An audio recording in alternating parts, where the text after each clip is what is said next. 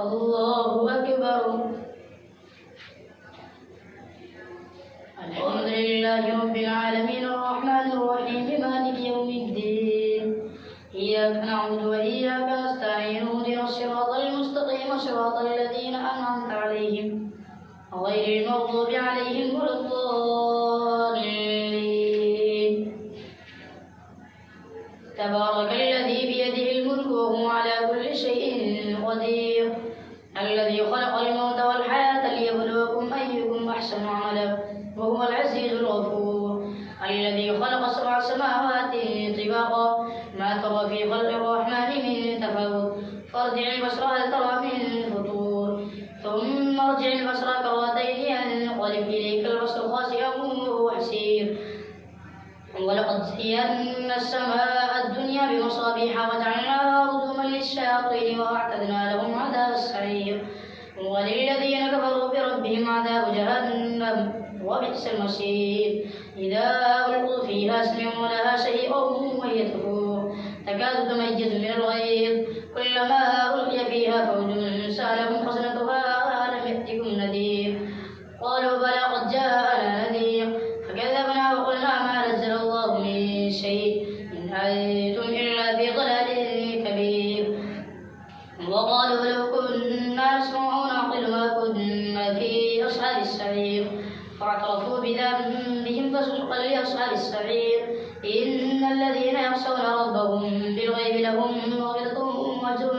كبير وسروا قولهم أو جهروا به إنه عليم بذات الصدور ألا يعلم من خلق وهو اللطيف الخبير هو الذي جعل لكم الأرض ذلولا فامشوا في مناكبها وكلوا من رزقه وإليه النشور أمنتم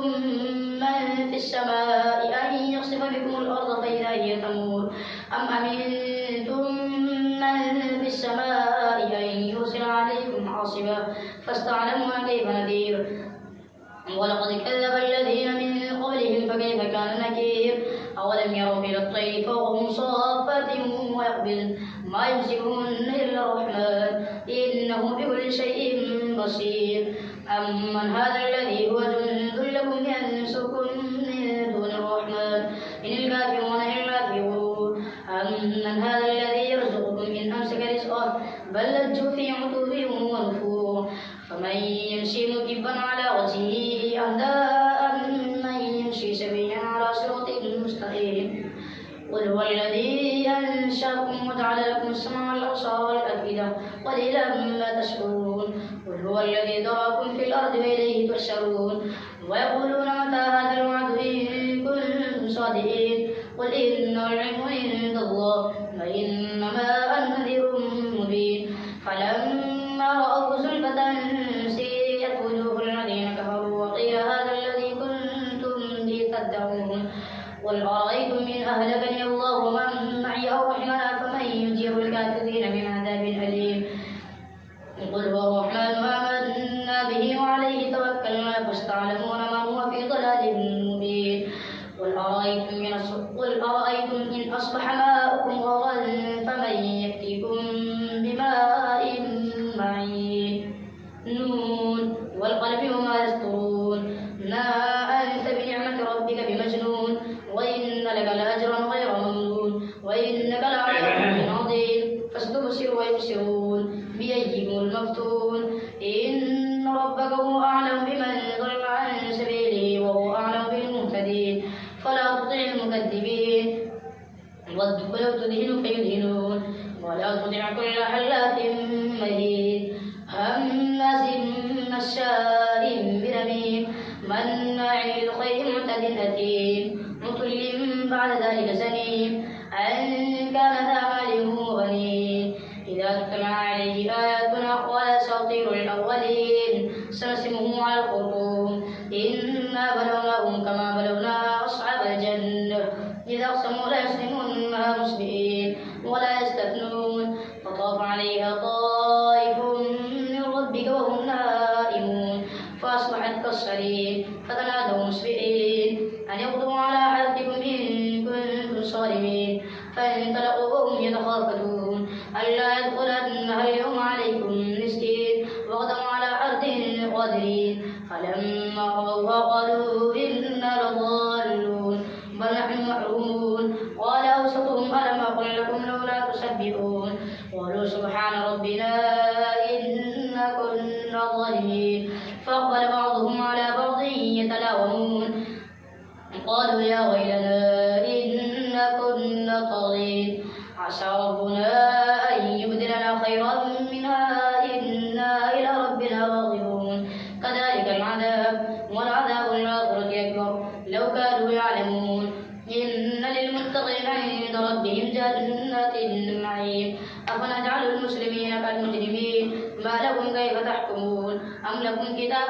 فيه تدرسون إن لكم فيه لما تخيرون أم لكم أيمان علينا بالغة إلى يوم القيامة إن لكم لما تحكمون. سلهم أيهم بذلك زعيم أم لهم شركاء فليأتوا بشركائهم إن كانوا صادقين. يوم يكشف عن ساق ويدعون إلى السجود فلا يستطيعون خاشعة أبصارهم ترهقهم ذلة وقد كانوا يدعون إلى السجود وهم سالمون. فذرني ومن يكذب بهذا الحديث سنستدرجهم من حيث لا يعلمون وأملي لهم إن كيدي متين. أم تسألهم أجرا فهم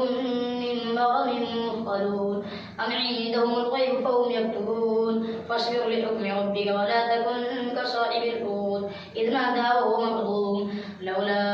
أن تداركه نعمة من ربه لنبذ بالعراء وهو مذموم فاستواه ربه فجعله من الصالحين. وإن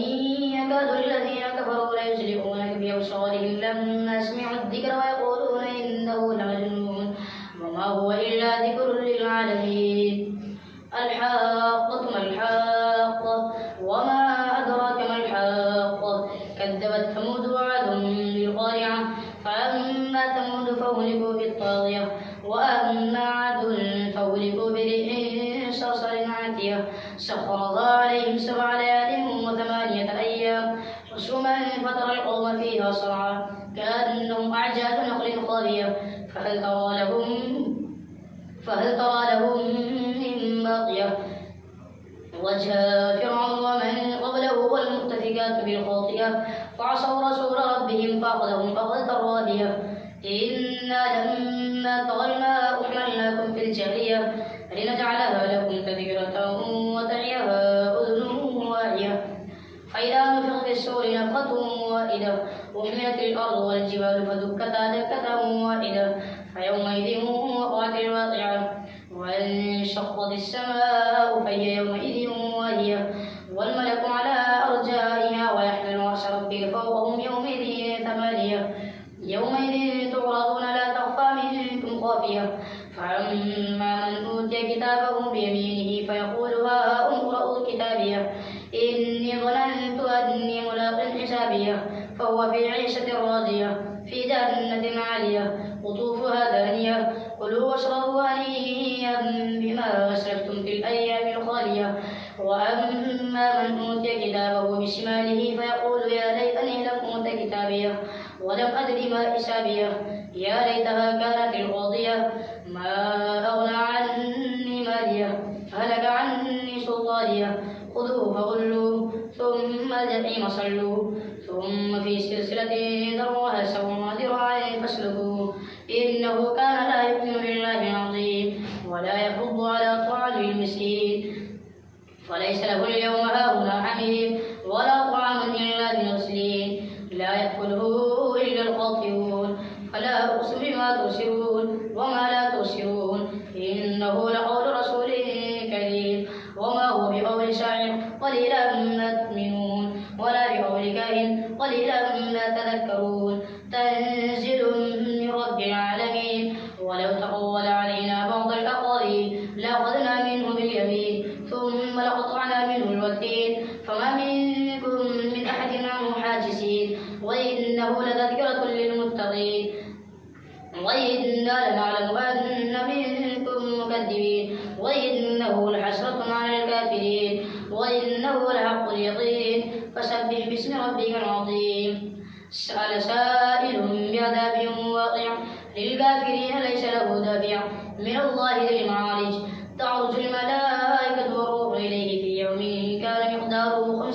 حسنة فاصبر صبرا جميلا إنهم يرونه بعيدا ونراه قريبا يوم تكون السماء كالمهل وتكون الجبال كالعهن ولا يسأل حميم حميما يبصرونهم يود المجرم لو يفتدي من عذاب يومئذ ببنيه وصاحبته وأخيه وفصيلته التي تؤويه ومن في الأرض جميعا ثم ينجي كلا إنها لظى نزاعة للشوى تدعو من أدبر وتولى وجمع فأوعى إن الإنسان خلق هلوعا إذا مسه الشر جزوعا وإذا مسه الخير منوعا إلا المصلين الذين هم على صلاتهم دائمون والذين في أموالهم حقهم معلوم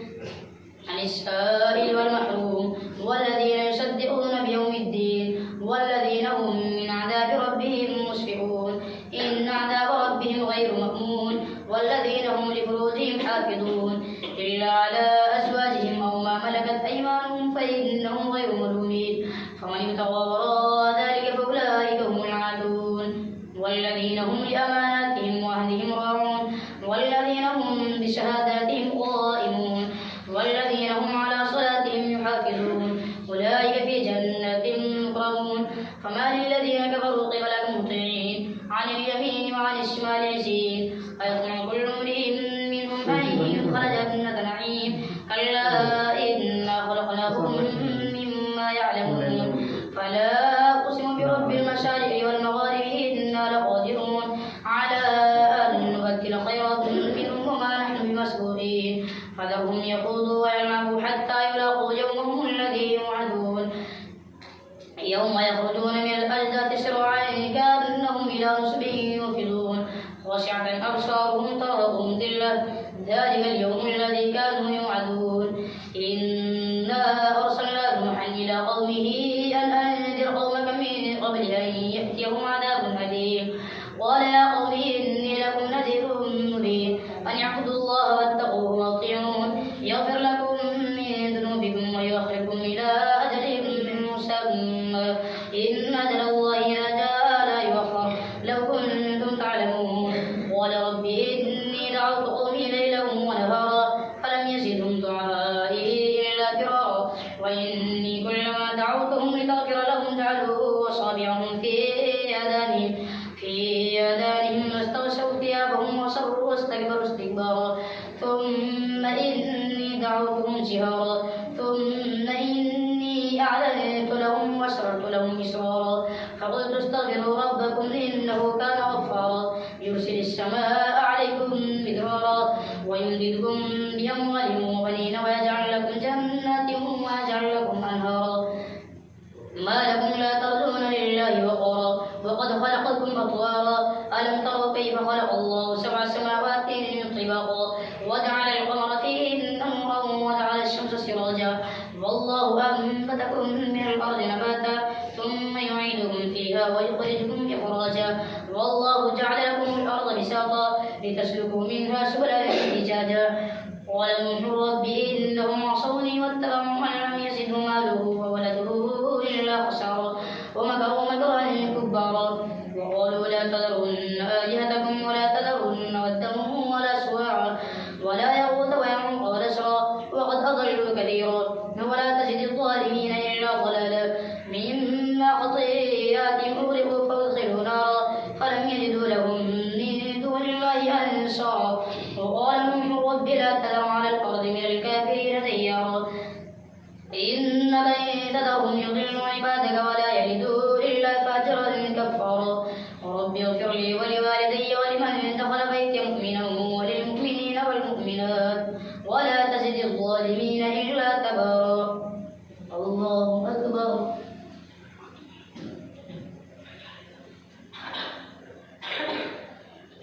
سمع الله لمن حمده الله أكبر الله أكبر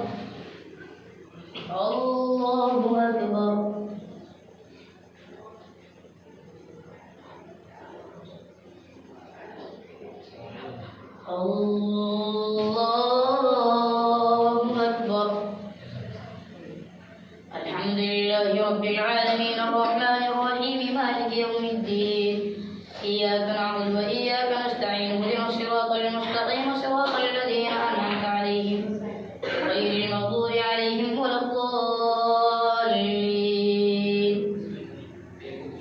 قل أوحي إلي أنه استمع نفر من الجن فقالوا إنا سمعنا قرآنا عجبا يهدي إلى الرشد فآمنا به ولن نشرك بربنا أحدا وأنه تعالى جد ربنا ما اتخذ صاحبة ولا ولدا وأنه كان يقول سفيهنا على الله شططا وأنا ظننا أن لن تقول الإنس والجن على الله كذبا وأنه كان رجال من الإنس يعوذون برجال من الجن فزادوهم رهقا وأنهم ظنوا كما ظننتم أن لن يبعث الله وحده وأنا لمسنا السماء فوجدناها مليت حرسا شديدا وشهبا وأنا كنا نأخذ منها مقاعد للسمع فمن يستمع الآن يجد له شهابا رشدا وأنا لا ندري شر أريد بمن في الأرض أم أراد بهم ربهم رشدا وأنا منا الصالحون ومنا دون ذلك كنا طرائق قددا وأنا ظننا أن لن نعجز الله في الأرض ولن نعجزه هربا وأنا لما سمع الهدى آمنا به فمن يؤمن بربه فلا يخاف بخسا ولا رهقا وأنا منا المسلمون ومنا القاسطون فمن أسلم فأولئك تحروا رشدا وأما القاسطون فكانوا لجهنم حطبا وأن لم استقاموا على الطريقة لأسقيناهم ماء غدقا لنفتنهم فيه ومن يعرض عن ذكر ربه يسلكه عذابا صعدا وأن المساجد لله فلا تدعوا مع الله أحدا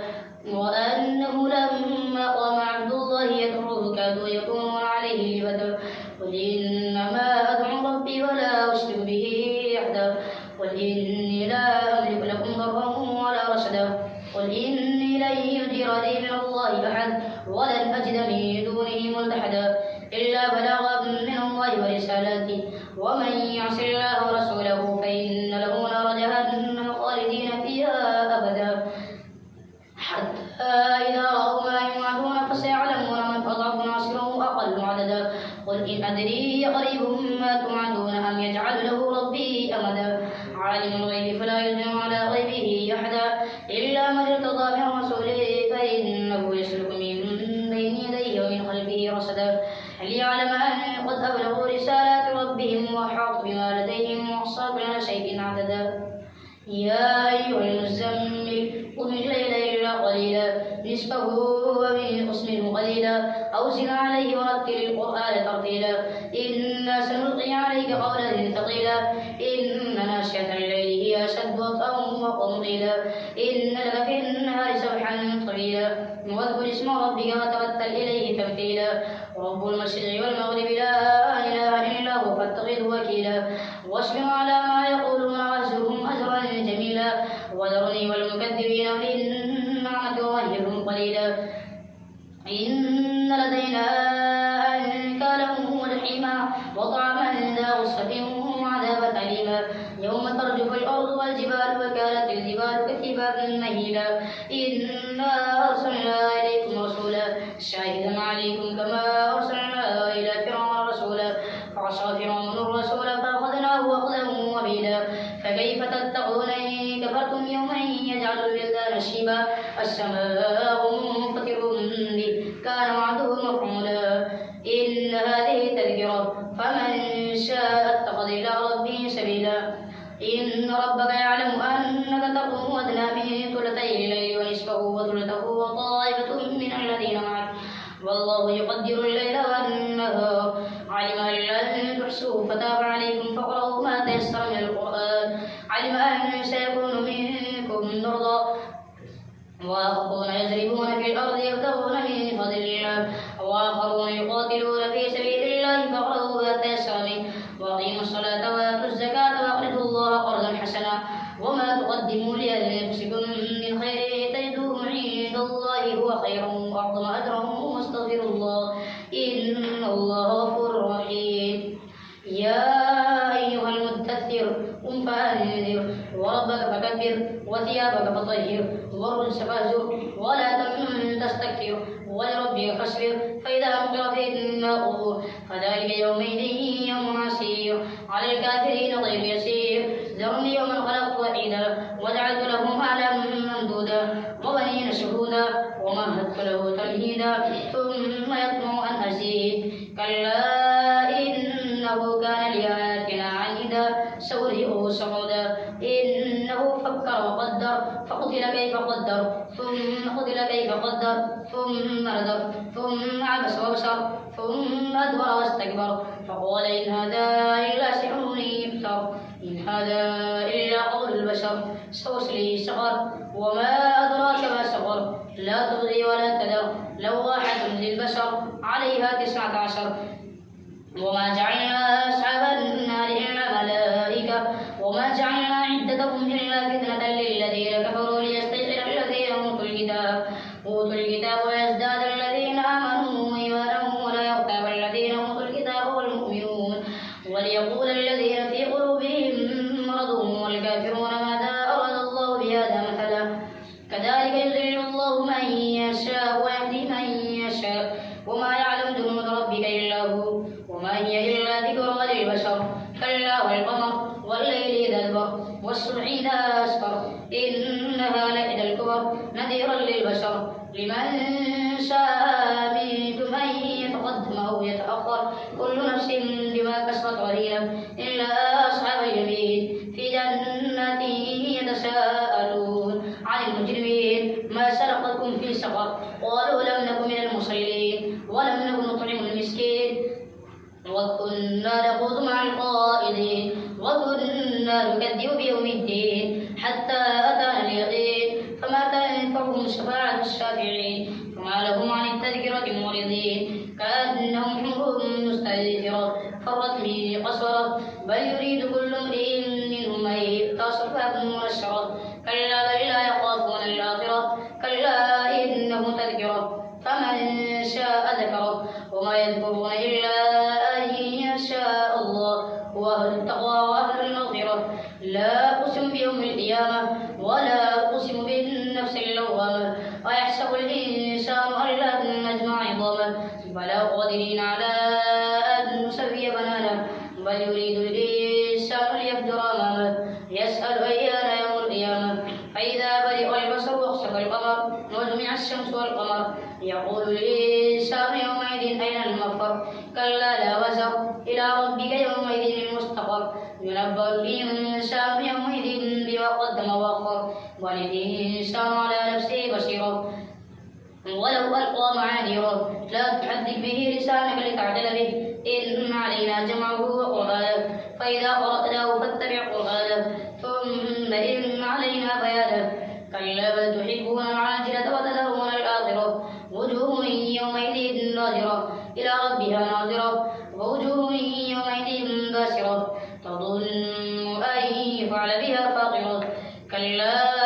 إذا بلغت التراقي وقيل من راق وظن أنه الفراق والتفت الساق بالساق إلى ربك يومئذ المساق فلا صدق ولا صلى ولكن كذب وتولى ثم ذهب إلى أهله يتمطى أولى لك فأولى ثم أولى لك فأولى أيحسب الإنسان أن يترك سدى ألم يكن نطفة من مني يمنى ثم كان علقة فخلق فسوى فجعل منه الزوجين الذكر والأنثى أليس ذلك بقادر على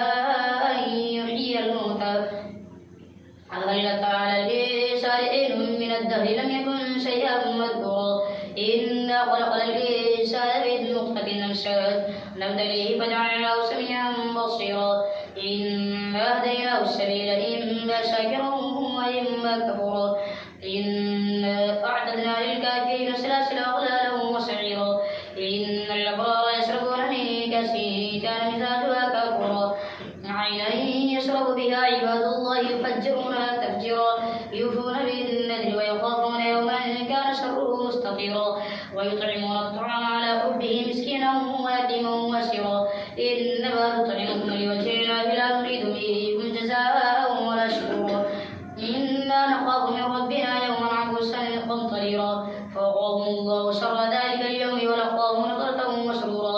وجزاهم بما صبروا جنة وحريرا متكئين فيها على الأرائك لا يرون فيها شمسا ولا زمهريرا ودانية عليهم ظلالها وذللت قطوفها تذليلا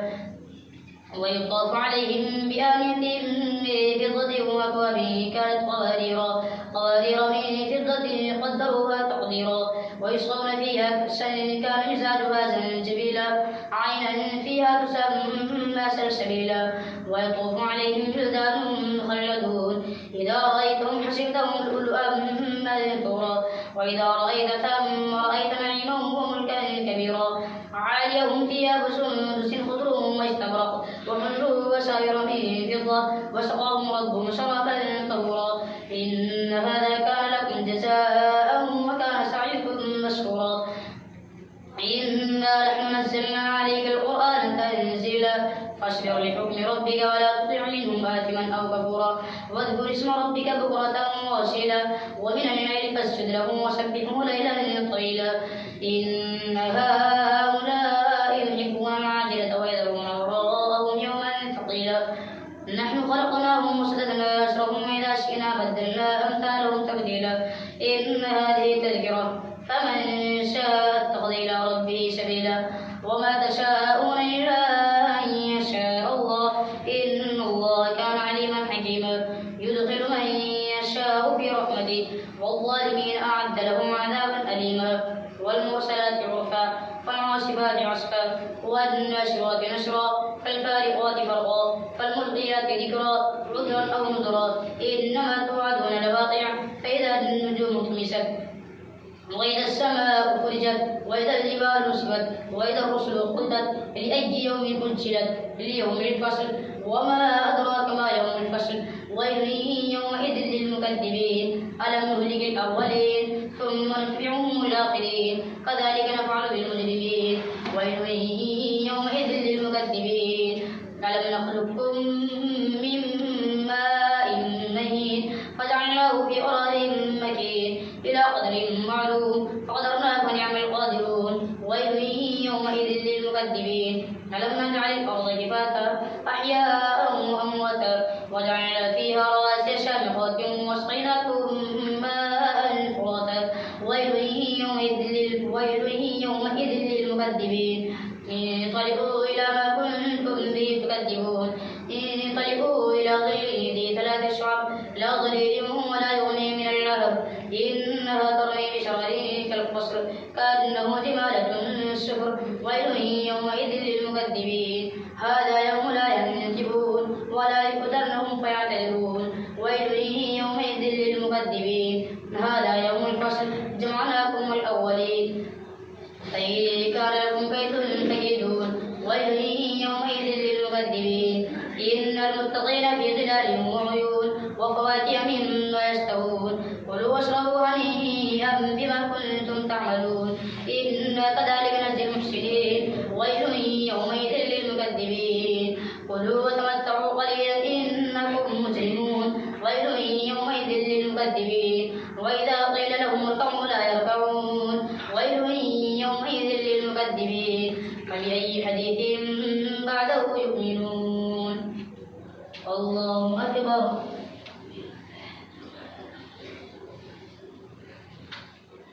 سمع الله لمن حمده الله أكبر الله أكبر الله أكبر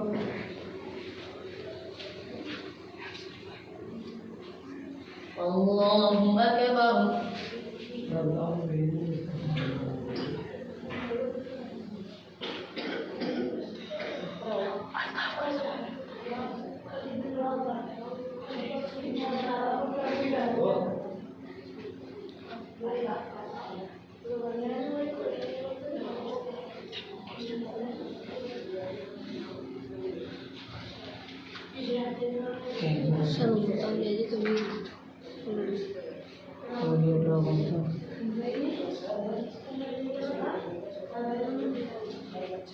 السلام عليكم ورحمة الله